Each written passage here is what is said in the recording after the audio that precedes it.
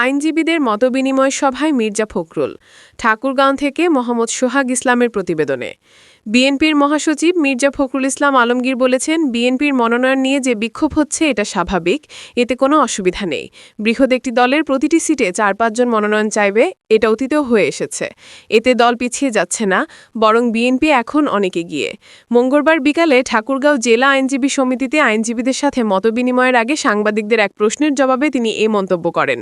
তিনি আরও বলেন, বিএনপি একটা বিশাল রাজনৈতিক দল, এটা একটা আপনার স্রোতস্বিনী নদীর মতো। এখানে এক একটা কনস্টিটিউয়েন্সিতে 4টা-5টা করে ক্যান্ডিডেট থাকে, কিছু তো আপনার সমস্যা হবেই। এটা বরাবরই হয়ে এসছে, এটাতে কোনো অসুবিধা নাই। এটা হওয়াটাই বোঝা যায় যে বিএনপি একটা বড় রাজনীতি। দেশের এখন নির্বাচনের একটা আবহাওয়া তৈরি হয়েছে। দলগুলো নিজেদের প্রার্থী ঘোষণা করেছে। বাংলাদেশ গণতন্ত্র উত্তরণের পথে এগোচ্ছে। আমরা আশাবাদী কোনো ধরনের ঝামেলা ছাড়াই জাতীয় নির্বাচন ২৬ ফেব্রুয়ারি মাসের প্রথমে অথবা মধ্যবর্তী সময়ে অনুষ্ঠিত হবে।